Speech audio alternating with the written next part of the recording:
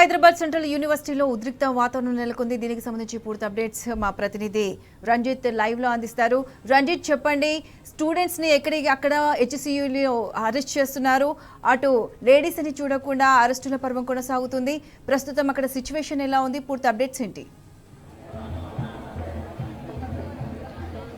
ప్రత్యూష, మనం ఇప్పుడు విజువల్లో చూస్తున్నాము. ఇక్కడ ఉన్న తాజా పరిస్థితి ఏంటిదంటే, ఇక్కడ ధర్నా కోసం, వారి భూములు వారు కాపాడు కోసం నిరసన కార్యక్రమాలు చేపడుతున్నారు. దాంట్లో భాగంగా ఈరోజు ఉదయం నుంచి కూడా వాళ్ళు వీసీ కార్యాలయానికి, అడ్మినిస్ట్రేషన్ కార్యాలయానికి ముట్టడి చేసి తమ వినతులను విన్నవించుకుంటామని చెప్పేసి చెప్తున్నారు. దాంతో పాటుగా ఈ యూనివర్సిటీకి ఎదురుగా ఉన్న గేటు వద్ద నిరసన కార్యక్రమం చెప్పుకోవడానికి కూడా విద్యార్థులందరూ కూడా ఏకమై వచ్చేసి నిరసన కార్యక్రమానికి రెడీ అయ్యారు. దానిని ఖచ్చితంగా నిరసన కార్యక్రమాన్ని ఎవరైతే చేపడుతున్నారో వాళ్ళందరినీ కూడా పోలీసులు అందరూ కలిసేసి వ్యాన్లలో తీసుకెళ్ళి ఒకవైపు మహిళలని చూడకుండా ఎట్ ది సేమ్ టైం ఇక్కడ ఉన్న అంటే మహిళలతో పాటుగా విద్యార్థి సంఘాల నాయకులు ఇక్కడికి వచ్చిన వాళ్ళందరినీ కూడా వాళ్ళందరినీ తీసుకెళ్ళి కూడా అరెస్టులు చేసేసి వివిధ పోలీస్ స్టేషన్లకు చూసిన పరిస్థితులు కనబడుతున్నాయి. మనం విజువల్లో చూస్తున్నాము. పోలీసులు అందరూ కూడా భారీ బందోబస్తు నడుమ వచ్చేసి నిరసన కార్యక్రమాలు జరుగుతున్నాయి. వీళ్ళందరూ అంటే నిరసన కార్యక్రమాలు చేసుకునే దానికి కూడా వాళ్ళ యూనివర్సిటీ లోపలికి వెళ్ళాలని చెప్పేసి లోపలికి పంపించేసి ఆ గేట్లను కూడా తాళాలు వేసేసిన పరిస్థితులు అనేది మనకు కనబడుతుంది. కానీ విద్యార్థులు మాత్రం ఎక్కడ కూడా తగ్గకుండా వారి నిరసనది వాళ్ళు చెప్తూనే ఉన్నారు. ఏది ఏమైనా ఎన్ని కేసులు పెట్టేసినా, ఎంతమందిని పోలీస్ స్టేషన్లకు తీసుకెళ్ళినా సరే ఖచ్చితంగా మా నిరసన కార్యక్రమాలు ఆగావు. భావితరాలకు ఉపయోగపడే 400 ఎకరాల భూమిని కాపాడుకుంటే రేపు రాబోయే తరానికి కూడా యూనివర్సిటీ అనేది ఆదర్శంగా ఉంటుందని చెప్పేసి వాళ్ళు ఎన్ని చెప్పినా సరే కాంగ్రెస్ ప్రభుత్వం మాత్రం రేవంత్ రెడ్డి సర్కారు ఇక్కడికి ఒక కార్యక్రమంలో భాగంగా హెచ్సికు వచ్చిన రేవంత్ రెడ్డి ఇక్కడ కన్ను వేశాడు. ఆ కన్ను ద్వారానే ఆ కన్నేసి ఇక్కడ ఉన్న ల్యాండ్స్ ఏదైతే ఉన్నాయో అత్యంత కాస్ట్లీ ల్యాండ్స్ కాబట్టి వీటిని అమ్మాలి, డబ్బుని సేకరించాలనే ఒక ప్రణాళిక సిద్ధం చేసినట్లుగా తెలుస్తుంది. ఇప్పటికీ కూడా ఐఎంజీ కంపెనీ వాళ్ళు దాన్ని విరమించుకున్నా సరే ఇది ప్రభుత్వము భూమి అని చెప్పేసి చెప్తున్నారు. అంటే ఇక్కడ విద్యార్థులు చెప్పేది ఒకటే ప్రశ్న, ఈ ప్రభుత్వ భూమి అయినా యూనివర్సిటీ భూమి అయినా రెండింటి భూమి కూడా ఇది ప్రభుత్వానికి సంబంధించిన భూమే. పర్యావరణాన్ని రక్షించడానికి హైదరాబాద్ చుట్టుముక్కల టవర్స్తో పాటుగా అంటే జనసాంద్రతతో కూడిన హైదరాబాద్ నగరంలో పొల్యూషన్కు అనుగుణంగా వచ్చేసి ఇక్కడ 400 ఎకరాల భూమి వచ్చేసి స్వచ్ఛమైన గాలి ఉండే ఏరియాలో అంటే ఈ హైదరాబాద్ నగరం నడిపట్టున ఉంటే ఇలాంటి ఆహ్లాదకరమైన ఈ ల్యాండ్ను కూడా ఈ విధమైన చేసేసి దీన్ని ఒక ప్రైవేట్ రంగానికి కట్టబెట్టడము, దాంతో పాటుగా రియల్టర్లకు ఇవ్వడం అనేది కరెక్ట్ కాదు. ఖచ్చితంగా కూడా దీనిని మేము వెనక్కు తగ్గము. మాకు కావాల్సిన డిమాండ్ అనేది ఒకటే. ఇక్కడ విద్యార్థి సంఘాలు కూడా మరోవైపు చెప్తున్నారు, మేము ఇక్కడ డిమాండ్లు చేసేది మా ఇంటికి వచ్చే ఈ ల్యాండ్స్ అనేది మాకు ఇవ్వట్లేదు, మా ఫ్యామిలీస్కి ఇవ్వట్లేదు. అది 2 సంవత్సరాలు చదువుకొని మేము చదువు పూర్తి చేసుకుంటాం. కానీ రేపు రాబోయే తరానికి సంబంధించిన విద్యార్థులు కావచ్చు, ఇక్కడికి ఇప్పటికే 5 నుంచి 6 వేల మంది యూనివర్సిటీలో విద్యార్థులు ఉన్నది. రేపు జరగబోయే రోజుల్లో 10 నుంచి 12 వేల మంది విద్యార్థులు ఉంటారు.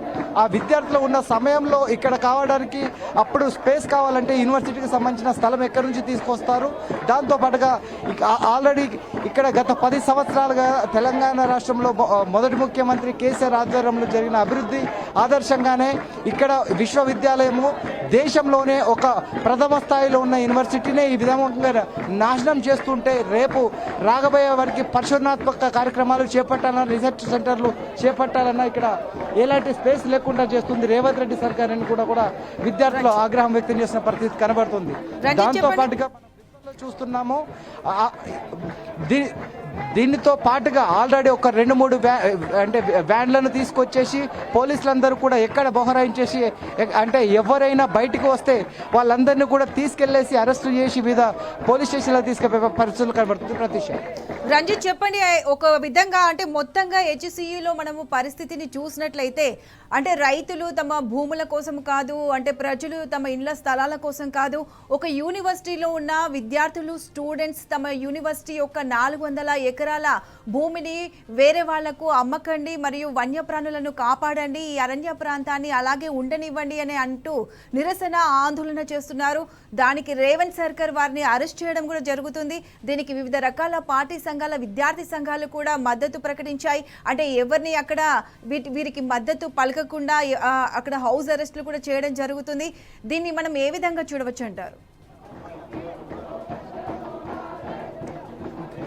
ఆల్రెడీ వీళ్ళందరూ నిరసన కార్యక్రమాలు చేస్తూ దీంతో పాటుగా బీఆర్ఎస్ వర్కింగ్ ప్రెసిడెంట్ కేటీఆర్ కలిసి కూడా వినతి పత్రాన్ని అందించారు. ఆల్రెడీ కేటీఆర్ కూడా దీనికి సానుకూలంగా స్పందించి ఖచ్చితంగా విద్యార్థులకు సంబంధించిన యూనివర్సిటీ లైన్కు న్యాయం జరగాలి అంటూ చెప్పినట్లుగా తెలుస్తుంది. వాళ్ళ తరఫున అంటే విద్యార్థుల తరఫున అనేది మేము కూడా పోరాడతామని చెప్పేసిన పరిస్థితులు కూడా వివిధ పార్టీలు చెప్తున్నప్పటికీ కూడా నేతలందరూ కూడా ఇక్కడికి వచ్చిన యూనివర్సిటీ స్థలాన్ని పరిశీలించడానికి, వీళ్ళకు సంఘీభావానికి తెప్పడానికి వచ్చినా కూడా ఎక్కడికక్కడే అరెస్టులు చేసేసి నాయకులందరినీ కూడా అంటే ఇక్కడికి సంఘీభావం తెలపడానికి కూడా రావాల్సిన నేతలను కూడా అరెస్టులు చేసిన పరిస్థితులు కూడా మనకు కనిపిస్తున్నాయి.